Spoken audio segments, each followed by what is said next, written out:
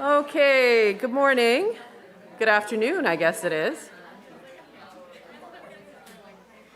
So I want to welcome those of you who are present here, those who are online, those who will watch this recording in the future. My name is Joyce Smith, and I'm an associate professor here at the Journalism School of what has been known as Ryerson University, soon to be renamed. Welcome to the annual Atkinson Lecture. This series has run with the support of the Atkinson Foundation for decades, bringing journalists from all corners of the profession to share their expertise with students and the public.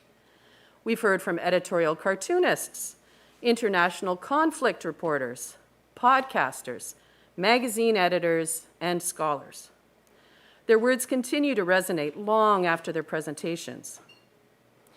Today, I find it fitting to be back here on campus in the Eaton Lecture Theatre, where a number of years ago, I won't actually quantify them, I was teaching all first-year undergrad students in this same room. And among them was Karon Liu, today's speaker. One of the many joys of teaching at the J School is meeting young people who are genuinely curious, intelligent, eager to discover the world around them, and to share those discoveries with others. Karon was one of these.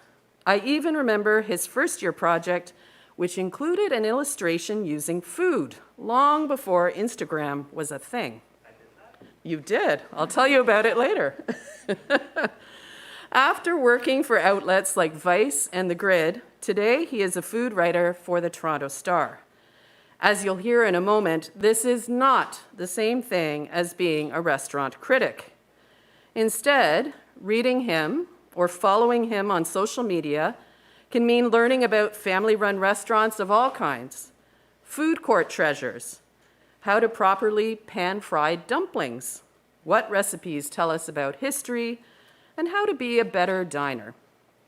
Since March of 2020, when the pandemic began in Toronto, he's also told us about the travails of restaurants trying to survive, including the costs of takeout packaging, of grocery stores dealing with anti-maskers, the connection between finding a basket of fresh Niagara peaches and transit policy, and of course, how to sample Toronto cuisine from snowy park benches during a shutdown. It's a world of food reporting few could have imagined, but one which Karon has navigated and excelled at. I continue to learn from and enjoy his reporting. In a time when there's been so much disruption, but also renewed interest in food and cooking, his reporting has been a bright light, as well as a chance to document the changes in food cultures in our city. So please join me in welcoming the 2022 Atkinson Lecturer, Karon Liu.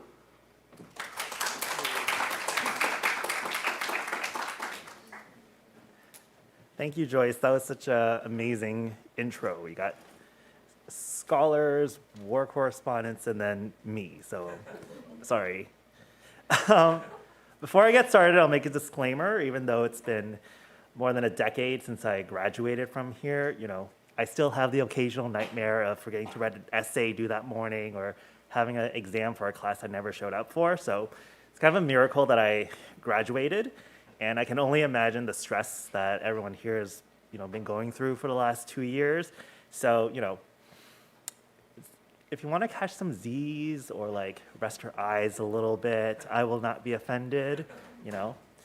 If you find that my cartoon voice is triggering your ASMR reflexes, then go for it. The person next to you might film you for TikTok, but I won't do anything. So, as Joyce said in the intro, my name is Karon Liu, and I'm the food writer at the Toronto Star newspaper. I started there 7 years ago, and before that, I wrote for Vice Canada's food section called Munchies. RIP, I don't think they ever replaced me when I left. I also wrote for Now Magazine, also RIP, tentatively. And I spent 5 years as the food reporter for The Grid, which was an alt-weekly magazine owned by the Toronto Star, also RIP. It gets less bleak as I go on, I swear. So this past October, the Star launched a new food section where me and my co-collaborator Suresh, a freelance food writer at the based in Toronto, who also does a lot of work for CBC, and our editor Priya, we try to do our best every week to highlight the best that the city has to offer in food and the stories behind the people and the places that just make Toronto, I would say, in the top 5 food cities of the world. It's incredibly exciting. Very rarely do you hear about new food projects being launched in Canadian media. So my job, like any reporter, is to make the reader feel smarter and more informed about the world around them. Of course, one of the best parts of my job is telling people where all the good food is, but I love to use that as a launching pad to get into the cuisines and the people behind it, and I use it as a way to talk about just why things are the way they are in the GTA. Like, you know, what does a restaurant represent? How does that food fit into the rest of the city?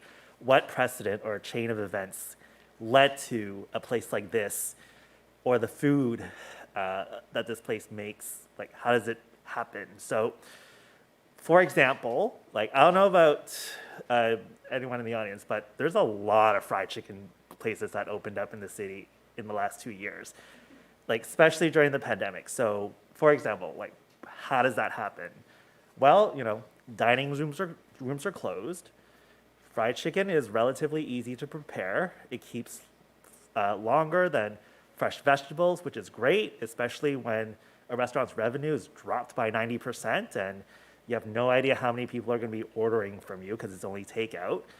You want something that's going to last in an Uber delivery bag. You want something that's familiar with mass appeal because you're trying to get any kind of revenue in to keep the lights on at your restaurant.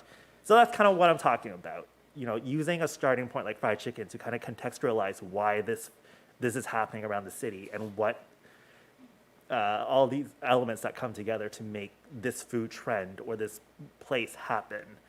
So that's something that I think separates good food writing from, say, you know, a Yelp review. The job of my hands are gesticulating wildly. I just realized that. The job of a food writer is to fill in the blanks and get the information that a regular diner won't be able to. So by that I mean interview the cooks, talk to the people who work there, talk to the people who are experts on the cuisine, contextualize the dish and the people who made it. And I think by doing so, the reader's not only more informed about, you know, what they're going to order when they sit down at the place or get takeout, but they also feel like they had a conversation with the owners and know more about the background and the history about that style of cooking or the restaurant. So that's kind of why I came up with I'm not a restaurant critic title of this talk. You know, I'm a food reporter. I'm not anonymous. I get to have face-to-face conversations with restaurant owners and chefs to learn more about what they're doing. If I don't like the food at the place, I just won't write about it because I don't want to spend 1,000 words writing about a place that I don't want any of my friends to eat at. There's room for restaurant criticism, but it's just not what I do. So I just want to give you some preamble of kind of how I got into food and my experience with food. I'll be honest, I didn't grow up cooking. My family was lucky enough that our grandmother lived with us and she did all the cooking while my sister and I went to school and my parents worked. I knew nothing about the kitchen. You know, my parents wanted my nose buried in the books, and I'm pretty sure my grandma saw my presence in the kitchen as a nuisance more than anything. I went into journalism basically as a process of elimination. In high school, no matter how many Kumon classes I took, I sucked at math. I wanted to go into biology and sciences, but I kept falling asleep. My teacher called me out because I was snoring in grade 11 bio class, so solidarity with my fellow class nappers. So in the process of elimination, I was like, well, I like to read, I can spell a bit, so English it is. That's the deep thoughts I had as a teenager. So I applied to do the four-year undergrad program here at X University. So when I was here as a student, I don't really remember food writing being talked a lot about in class. I heard about sports reporting and entertainment reporting and going overseas as a foreign correspondent. But back when I was a student here, the only time food writing came up was restaurant criticism, and those jobs are few and far in between. So it really never crossed my mind. So I graduated in 2008, so you can figure out how old I am. I'm 21. 2008 was the height of the recession. A lot of papers there at the time were seeing a severe drop in advertising revenue. There were hiring freezes. I must have sent out like 20, 25 internship applications and didn't even get a rejection letter. It could also be because I had a terrible resume and clippings. Who knows? Including the Toronto Star. I was rejected 3 years in a row, so I never got to be an intern at the Toronto Star, even though I work there now. I clawed my way in there. But as fate would have it, I had an internship at Toronto Life magazine, where they started a food and restaurant blog at that time. 2008, blogs were big at that time. So it was actually a really exciting time to be a food writer back then. In the aftermath of the 2008 recession, we saw a lot of really interesting things happen in the food scene here. A lot of the chefs from the big fine dining restaurants were out of work, basically. I remember there was a chef, Chris Brown, who worked at this place called Perigee that used to be in the Distillery District. He was so desperate for business, he was standing outside of Union Station with a tray of canapes, trying to get customers to come into his restaurant. So a lot of these unemployed chefs, they ended up taking over these tiny storefronts that could sit maybe 30 people, and they renovated them on a shoestring budget. And they owned the restaurants, they called the shots, they cooked what they wanted, they played the music that they wanted. They were no longer working for these fine dining bosses with the white tablecloths and the suit and tie service. It was a wild time, and it was when the persona of the rock star chef, the bro-y, fratty party atmosphere, where it was tattoos staying up till 2 a.m., pork belly and everything, booze and cigarettes. It was a time when chefs in the city became personalities and mini celebrities of sorts. Looking back, there are a lot of problems with this type of adulation and coverage. It fostered the archetype of the angry Gordon Ramsay-esque chef, where it was entertaining and normalized to see a chef be verbally abusive and angry all the time. And it was basically a toxic kitchen environment, but no one really, food writers didn't really call it out as much as they do now. And it didn't help that at the time, in my experience, newsrooms weren't really diverse at all. They still really aren't, but back then there were so many times where I was the only visible minority at meetings, or mastheads for that matter. And I felt this internal pressure to come up with story ideas that I thought that they would like, rather than stuff that I would be interested in, the foods that I ate growing up, or the foods that my parents ate, or the places that I actually went to. I remember early in my career, I used the word Michelin so many times, and Toronto doesn't even have a Michelin guide. And writing about these fancy places where none of the diners looked like me, and I could never afford to eat at these places. And it was just what am I doing? What am I contributing to? Why am I helping perpetuate this hype machine of restaurants? So fast forward to now. How has food media, and including myself, learned from that?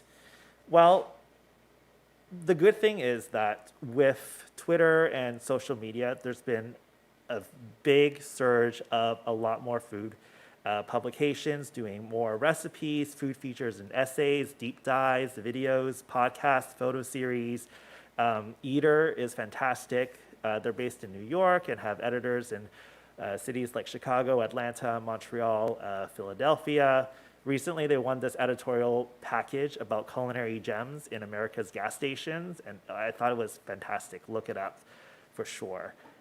Serious Eats, it started off mostly as a recipe website, but they really go into the science behind why we braise or why we stir fry. And they have this guide, they have this digital issue on like the wok, and they have so many stories stemming from this one kitchen equipment. You know, they profiled artisan wok bakers, explainers on wok techniques, how to buy one. It's fantastic, and we're also seeing a lot more independent publications like Vittles London, LA Taco, Whetstone Magazine that look at food issues within marginalized communities, food workers, these really niche food stories that are really fun to look at, even if you don't live in the area where they come from. We're seeing a lot more newsletters popping up. From the desk of Alicia Kennedy is one that I'm a paid subscriber of.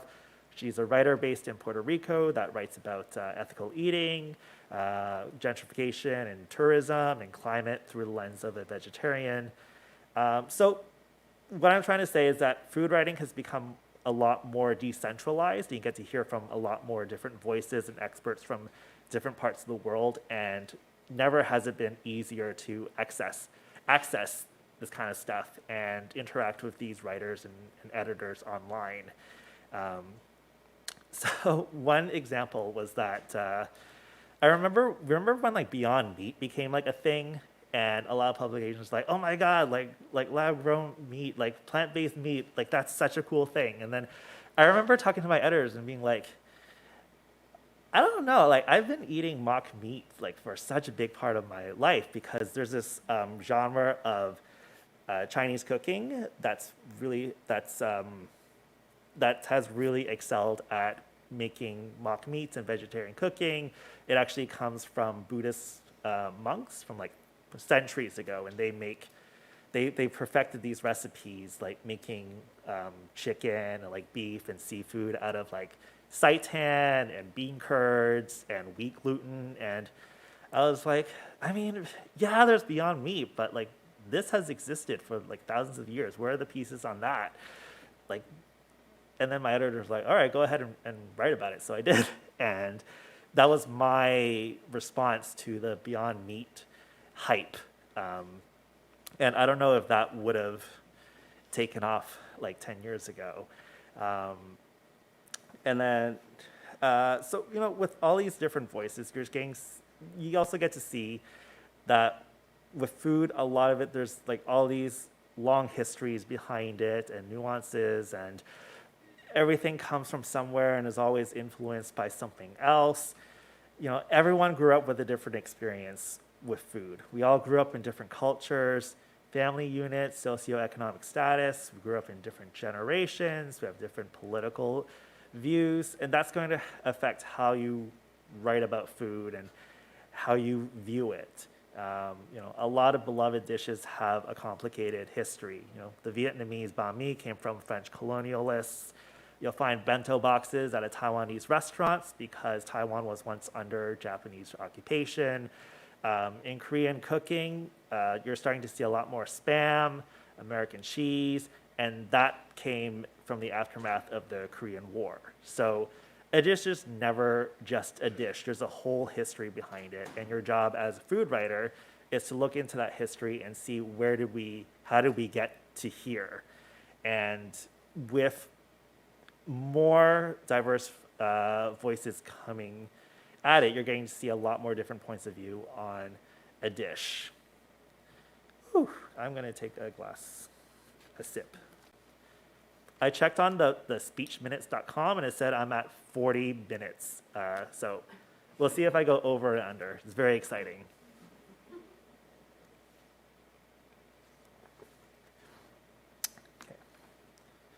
Another thing I've been noticing in food writing lately is, especially here in the US and Canada, is the idea of third culture cooking from a lot of young writers from the Gen Zs and millennials. So third culture cooking refers to a cuisine that's a combination of your family's cooking, the type of cooking that your parents or your grandparents did, whether it's from 50 years ago or from a country where they immigrated from. It's that kind of cooking combined with the food that you ate growing up in a different city, like Toronto. And from those two worlds, it creates this like third kind of a cuisine. So it's like the Canadian Chinese cooking that you see a lot of now at restaurants. And it's the cooking that I do. My parents were born in Hong Kong and I grew up in Toronto, and I learned from mom how to make fried rice. And when I make it, I like to use salsa macha, which is like this Mexican peanut chili oil on it. My mom would not touch it, but I'm like, oh, but it's so good on top of it. She would be like, no, this is like not how I do it. But I was like, well, this is how I do it, and I got it because you live in Toronto. You go to taco shops. You like try all these like new hot sauce and condiments from different countries. That's to me third culture cooking, and we're seeing a lot more of that in food writing now. I think 10 years ago, my fried rice with salsa macha would be called inauthentic or not real Chinese food. But I think now in food writing, we're seeing that food exists on a continuum rather than a fixed point in time. There's no one size fits all when it comes to food. How you eat is going to be different from what your parents eat. How you cook is going to be different from how your neighbors cook. The ingredients available 100 years ago are going to be different now. Same thing with the cooking techniques and flavor preferences. Food is never static, just like music, fashion, literature. It evolves and grows with migration, war, technology, climate, influences from other cuisines. So, who gets to deem that the food at this point in time is authentic and it has to be put under glass in a museum? I think that notion of authentic cooking is dated at this point and spearheaded by a lot more food writers who are recognizing that there's so many different nuances when it comes to food. Like there's no one definition of what a proper dish should be. And I think that's reflected increasingly in food writing. One good example is Eric Kim. He's a recipe columnist for the New York Times, and he just came out with a cookbook called Korean American, and that book exemplifies third culture cooking. Priya Krishna, who used to be at Bon Appetit, also has a cookbook out called Indianish that looks at the idea of Indian cooking evolving with the diaspora and how authentic cooking is a relative term. We're seeing a lot more of this fluidity when it comes to cooking, tied to personal identity, and we're seeing more of an open dialogue that food is very personal and not everyone's going to have the same universal experience. I also think that there's a greater respect for food writing now and food terminology and making sure that we get it right. When I say we're paying attention more to food terminology, for example, the term kaffir lime isn't really used anymore because that K word is seen as a racial slur. So you're seeing more in cookbooks and restaurants using the more scientific term macrot lime or just calling them lime leaves. In Cantonese cooking, we have these little steamed and seared cakes. They're usually called turnip cakes on menus, but now they're being called daikon cakes because that's the more accurate term. They're actually made from daikon radish and not turnips. So I think that slight change of phrase pays more respect to the ingredients of the dish and the people who make it. It's these tiny little things that I think food writers are doing to make diners more educated about the food and the world around them and the language that they use. How are we doing for time? Okay. I'm just seeing how many more pages do I have. Oh, Jesus, I wrote too much last night. And now I forgot where I am. That's okay. Okay. So let's skip to how the pandemic changed food writing. Oh my God, so much. My last 2 years, my head is still spinning. I mean, the pandemic really emphasized existing problems in the food world, and it became such a big issue that, oddly enough, it really helped bring these issues to the public consciousness. It was a thing that no one could ignore, and a lot of food writers are starting to either acknowledge it or do more deep dives in it. And by that, I mean the treatment of migrant workers and the lack of worker protections, how our food supply chain operates, the low pay, harassment, and precarious employment that a lot of our frontline workers have, the servers, the cooks. I mean, like, the term food frontline worker didn't even exist like 2 years ago. I don't think there's been such a point in time where issues of labor and restaurant labor and wages has become so much on the forefront of food writing. And it's been fantastic to see other reporters at the Star look at these issues. Our business reporters are constantly looking at food inflation, how CERB was affecting restaurant workers, the costs of running a restaurant during a pandemic. Our labor reporters looked at food couriers trying to unionize, the living conditions of migrant workers. And that's because restaurants and grocery stores have become a battleground of sorts with every lockdown, every shutdown, every mandate, whether it's mask policies or vaccine policies. Like, it's been so funny, not funny, but incredible to see other sections of the paper ramp up their coverage of the pandemic, and so much of it has to do with food.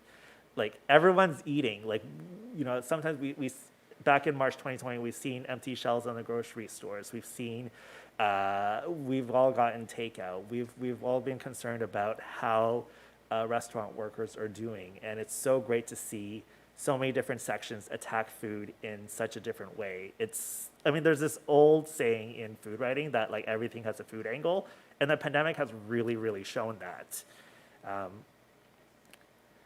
And so for me, all the things I had to pivot to in March 2029, like I had to find out about like meat distribution chains to explain why like meat was hard to find in the city. I had to find out how much an outdoor heat lamp costs when all these restaurants are scrambling to put up their outdoor patios. I had to ask, a Thai and like a Sri Lankan place how much the cost of their ingredients have gone up during all the shipping delays, and how that affects their bottom line and how that affects the food that they cook, because they, a lot of the stuff they can't get here in Canada. Like you just kind of go down this rabbit hole and just think like, wow, like there's so many different ways you can look into a food story. Okay, I'm gonna skip to the thing that you're all probably here for, tips for aspiring journalists. Yeah, wake up. Okay, so first of all, you have to love food. You have to love how to cook. And I think that's a pretty easy way to get into things. Everyone's eating, everyone's getting into food, everyone loves food. You have to love to try different foods and explore the city. Every week, and I get onto the GTC and I explore a different neighborhood. I get takeout, check out a cafe or bakery I've never been to, strike up a conversation with the owner, especially if you've never been there before. Ask about their food, ask what they would recommend, ask how they're doing. Like, have a look at the people around you and who are the people eating there. Are they catering to a specific demographic? Are they located in an area where a certain cuisine is more predominant or a certain type of cooking is more popular? Talk to the people there, establish that relationship, because trust is so important. I know a lot of reporters talk about the importance of trust between an interview subject and a reporter. My goodness, it's so vital in good food reporting, especially if you want to write about those small hole-in-the-wall mom and pop restaurants that don't have a social media presence, or they never get written about in press, and they're not used to dealing with media. Like, there are so many places that I've eaten at multiple times and tried to strike up a conversation with the owners to establish that trust, so they know who I am and what I'm trying to do when I write about them. And then also, just for you yourselves, have an online presence. Let people know that food interests you and what aspect of the food world interests you. Is it food labor, food history, particular cuisine, restaurants in the GTA, bakeries, cafes? I don't know if you guys are in tune with like journalism Twitter, show of hands. Yeah, okay. It's a sad, frustrating, and funny world at the same time. There was this kerfuffle over the subject of branding and whether reporters should cultivate a brand for themselves. And I think you do. I think the reality is that a lot of younger journalists are probably going to be facing more precarious employment or freelancing. So having that brand, establishing a specific field of interest or specialty really helps you develop a following that will go to you wherever you end up writing, and for editors to kind of pay attention to like, oh, this person, they tweet a lot about this stuff and they have like a pretty good following. Maybe I should ask them to write about this or give them assignment on that. I've actually gotten jobs on Twitter before, which is amazing. Yeah, LinkedIn is useless. Don't go on LinkedIn. Okay, and then also just follow other food writers on follow other food writers on social media. See which publications they're writing for, what kind of articles they're retweeting or writing. See which other food writers that they're interacting with, what publications they write for. It's so much easier now to see what's out there in terms of places that you can write for and freelance for, editors that you can honestly just like tweet out with a question. It's not just like the big dailies anymore. There's a lot more newsletters, independent publications around the world that you can always pitch to. Okay. Oh, and then one advantage that you all have that I don't, go on TikTok. See who the food creators are, which food trends are big in Toronto. Because let me tell you, a lot of the newsrooms are full of dinosaurs, and they are not on TikTok and missing out on a lot of potential story ideas that you'll be able to find and tell them that, like, hey, this is happening on TikTok, this is a food trend, or this person's doing really cool stuff, and you're missing out on it, and I should be the person to write about it. And then if you speak another language, that obviously opens you up to another world. I speak Cantonese, so there are a few times when I know I was only able to get a hold of someone because I spoke Cantonese. They actually told me if you spoke English, I would just pretend that I didn't speak English. So, if you don't, it obviously helps if you know someone who does speak the language that can do some translating for you. So my co-collaborator at the Star, the food section, Suresh, last week we wanted to write about this plaza called Market East, and it's owned by, there's a lot of Tamil-owned businesses that do a lot of Sri Lankan foods, and Suresh himself, he's from Colombo and he's Tamil, but he doesn't speak the language, so he got his dad to kind of help bridge the language gap with a lot of the owners. And after that, it was fantastic, and one of the restaurant owners actually, their son actually sent him a really nice email about like, oh, my parents really didn't know what was going on when you were interviewing them, but when they saw the paper, they were overjoyed and like they were crying because they would never thought that they'd be able to see their food written up in a paper. So that was like a nice moment. And what else? Oh my God, I wrote way too much. Okay. I mean, should I stop now and just leave it up to the Q&A? If you had any closing comments other than that, but we can then take comments. Okay. All right, I wrote an extra 3 pages, but you can come up to me and you can come up to me and ask what they were later. I know. The speech minute site lied. They said I was at 30 minutes. So I was like, oh my God, I got to write more. Okay. So I wish I had a good outro rather. So I would say that everything has a food angle. Everyone eats, everyone shops, everyone gets groceries. There's so many aspects of the food and restaurant industry that you can look into. I mean, you can look into the labor aspect. You can look into the environmental and climate ramifications of what we're eating. You can look at culture and identity and how it continues to evolve and change the way that we eat. You can look at the economics of it, how restaurants are faring during the pandemic. Is the business model broken? Is there a better way to make a sustainable restaurant? How about the people who cook and serve and grow our foods? How are they surviving? And if not, what can be done to make sure that they're earning a living wage? What has to be done? What policies exist that make their lives worse? And what can be done to make their lives better? There are just so many different ways you can reach into food. And yeah, I wish I had a tagline. I did not. It's just, I had like 3 pages of like tips to get into food writing, and I did not have like one good outro. It's okay, we'll give you one.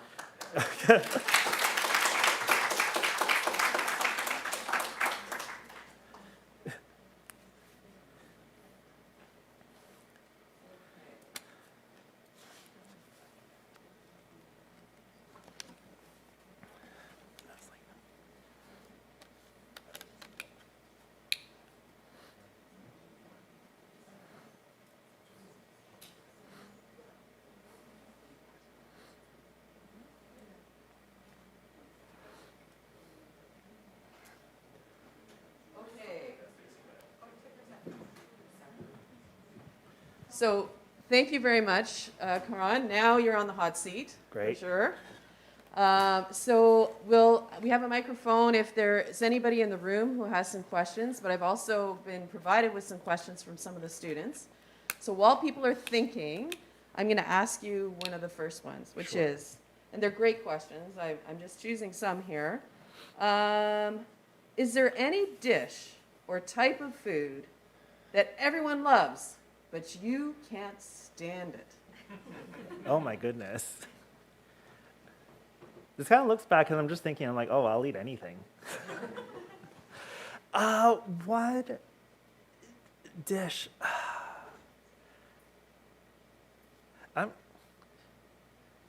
Okay, I should give an answer, because like if I say no, that's going to be a cop-out. I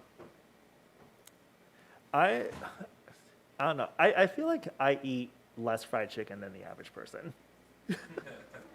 That's okay. I love fried chicken. I'll eat one piece and then I'm like, I'm good. And you did good. You're done. And I'm good. Oh, you know what? I love Sri Lankan food, and I think everyone loves it. Like it's not that as bad. It's because when you're aging, like me, like Uncle Karan, you can't handle the spice levels as much. But whenever you go to like a really good Sri Lankan place, their level of medium, it's actually like up here. But like I always feel like embarrassed to say like medium. You want to be a pro and show you can hack it. Yeah, like my body can't handle it, but it's so good. The food is so good. That's fair enough. Like I love like Sri Lankan food. It's so good. Like the heat level, it takes some used to. Yeah. But like I wouldn't change it at all. At all. I would not change it. All right, that's a very diplomatic answer. I think you're free to report on all sorts of food, given that answer. You haven't shut any doors. Yeah, I'll wash it down with like a faluda. That always kind of helps like cool it down. Right. Are there questions in the room? Let me come to you.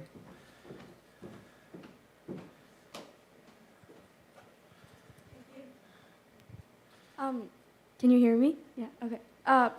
So was it kind of like easy for you to go into food because you've always like were interested in it, or did you ever like during school or after school kind of had like a crisis where you're like, I have no idea what I'm doing, Yeah. and like maybe I want to do food, but I also want to be like an overseas correspondent or like anything like that? Were there multiple things where you were really stressed and you just couldn't pick one? Yeah, I mean, it's a tall order to ask a university student, what do you want to do for the rest of your life? when you're still trying to figure out so many aspects of yourself. When I graduated from here, I didn't know what type of reporting I wanted to get into. Food writing, I just fell into it because I kind of sucked at everything else, to be honest. And I was just there at the right place and the right time that the publication I was interning for started a food and restaurant blog the day that I started, and I needed clippings, to be honest.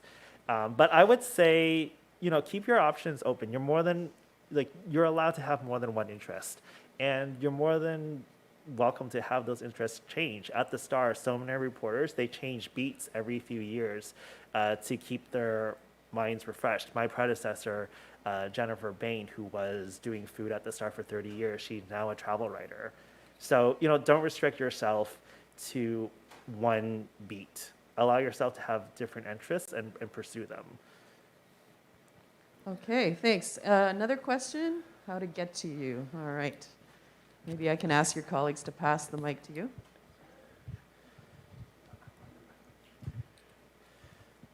Hi. What's your favorite restaurant in Toronto? Or what's your favorite kind of food to eat in Toronto? Favorite kind of food? Oh, I'll eat anything again. I think during the pandemic, a lot of us have been kind of reverting to like the comfort foods. So for me, I'm from Hong Kong, and I love the Hong Kong diners. They're called Ta Tan Tang, and there's a few of them around the city. And they're basically like the Hong Kong equivalent of like a greasy spoon. Hong Kong cooking, it's influenced by British, Indonesian, Malaysian, Japanese, and Cantonese cooking. It's like this, because Hong Kong was a British colony, and it's also a port city. So it has all these influences in it. So like the food is really unlike anywhere else in the world. And that's kind of where my comfort zone is whenever I just want to grab something. Okay, thank you. I'm going to come around here, see some hands over here. Who did I see? A hand up. Hello. Hi. Have you reported on any other foods outside of Toronto or like restaurants and such? Not much. Like I think I'm one of like the outliers in the journalism industry where like my entire career was based in Toronto. So I haven't reported in any other cities or countries. And then when you're writing for, say, like a Toronto publication, you have to figure out, okay, what makes this a Toronto story and something that you could only get in the Toronto Star and not anywhere else. That's kind of what I have to get into the mindset of writing for a Toronto publication. But in my previous life as like a recipe tester and a developer, I've done stuff for Serious Eats, which is based in Brooklyn. I wrote about like wooden chopsticks as like a cooking utensil. Okay, see some other hands.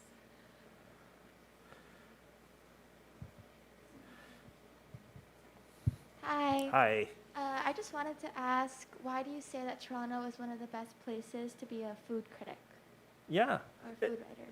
Yeah, I mean, like, we have an incredibly diverse population. Like, I think if you can think of a country, like, there's a restaurant like that will serve it. Like, we have so many different ethnic enclaves that you can find cuisines almost from every country. And then from there, a lot of these cuisines takes inspiration from each other to create this new dish that you can only find in Toronto.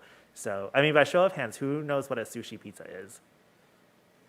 That's actually a Toronto creation. Same thing with like the butter chicken roti. It's been thought of. It's widely believed that it's like a Toronto creation. So we have all these chefs doing their version of third culture cooking and taking their culture and the culture that they kind of grew up with and creating this new thing that's very unique to Toronto. And here's a trivia thing. So the GTA has like a very large East Asian population. So whenever a chain from China or Japan wants to open up their first North America location, they usually come here to Toronto because they have that built-in audience that knows their brand. And because there are also people from so many different parts of the world living here, they can use that as a test market to see where else they can open in the world. Okay, I think we have time for a couple more questions, and then, well, you've got some from online? Yeah. So we have one from the chat. They're asking, what is something you've learned from food reporting that you don't think you would have learned in another journalistic field? Huh. Oh, that's a good question. I mean, when you're a food reporter, like you also have to be a bit of like a historian. You have to learn more about the geopolitics of some regions. You have to learn about migration patterns a lot. So if I'm writing about like a Greek burger place, I remember when I had to do that, I looked at immigration patterns of Greeks in Toronto and why are there so many Greek-owned diners? And it was because when they came here, they couldn't get jobs doing anything else except for within the food industry. So being a food reporter really makes you a very well-rounded person because, again, you know, with food, it's never just about food. It's tied to history, it's tied to identity, it's tied to politics, it's tied to culture. It's tied to like colonialism and war, so you have to like learn that as well. Okay, and I think this may be our last question before we wrap up. What would you say is the most memorable story you've written, and how did you come across it? Oh, my goodness. Most memorable story.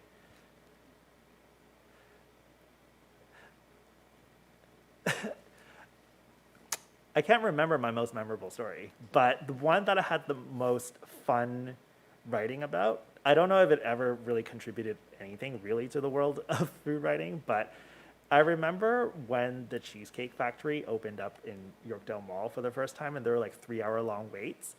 Our restaurant critic at the time, Amy Pataki, was asking me like, "Oh, I should write about it," and I was like, "Oh, I'm coming with you," because I was like, "Oh, like I was like, Amy, like, you know, as someone who loves a mall and like mall food, I feel like you need me there to kind of contextualize the Cheesecake Factory."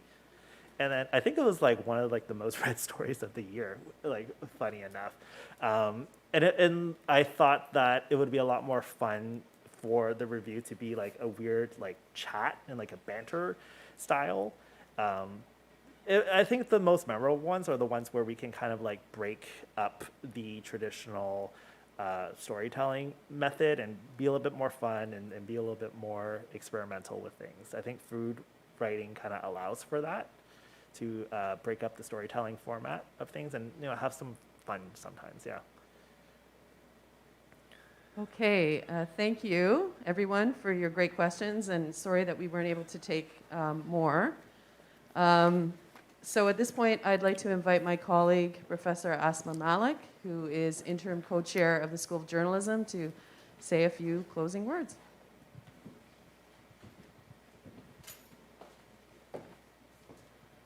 Thank you so much. A big round of applause for Karon and for opening our eyes to the whole world of food journalism. Thank you. And getting us really hungry. Thank you all for being here in person, and for those of you joining us online. I'd also like to thank the Atkinson Foundation for funding this lecture. Jacqueline Mika, who's organizing everything, including the food that we will have post-lecture downstairs in the Ven. That's RCC 103. And also like to thank Ben Shelley, Vanessa Kwan, and Brianna Schnur for helping with the arrangements. Sally Goldberg-Powell, thank you so much for giving us your class time for this great lecture. Simone Gavros, thanks so much for fielding the online questions. Joyce Smith and the Journalism Research Center, thank you so much for arranging this great lecture today. So as I mentioned, please join us for the post-lecture reception. I recognize that some of you may be observing Ramadan and may be fasting. So thank you for being here during this lecture as well. And thanks, everyone. And I think there are patties and momos. So please come on down to RCC 103 for some drinks as well. Thank you so much. Thank you so much, Karon. Another round of applause.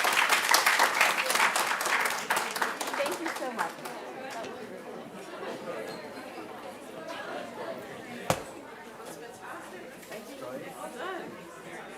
It's been a while since I've spoken from the house. I'm like, oh. Well, it's hard, and also with the mask too.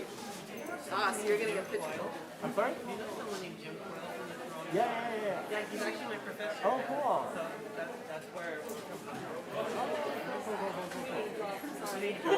No. It's totally cool. It was very nice hearing this insight on food journalism and just trying to amplify everything on it. We're kind of on the same page, but we're not too sure yet. But there's so much. It's such a big.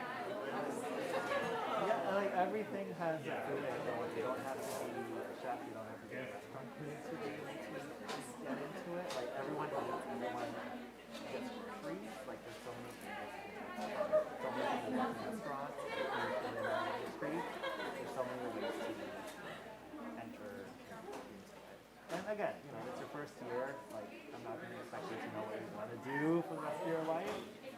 So, you know, I would try a bit of everything, like be open-minded to reporting, not just about food, but any other subject that, you know, might even pique their interest a little bit. You know, give it a shot. Thank you. Yeah, you're welcome. Hi. Nice to meet you. I am doing a piece for the J School newsletter. I was wondering if I could just have a quick little Yeah, sure. Yeah, it is. Oh, of me? Oh. What, behind the podium's great. Yeah, that's perfect. Fantastic. Portrait. Wonderful. Thank you so much. It was a great lecture. Thank you. Thank you. Bye, Joyce. Thank you.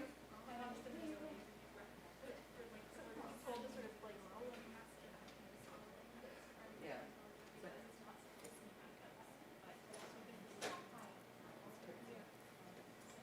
So are you coming down to that? Yeah. Oh. I think Jacqueline listened to your recommends, so. Thank you so much. I really appreciate the time. This is your Oh, yeah. computer, right? Oh, yeah. Yeah. It's my work computer. Do you It's not a know that? Star's property, so Full of all sorts of they would kill me. proprietary secrets.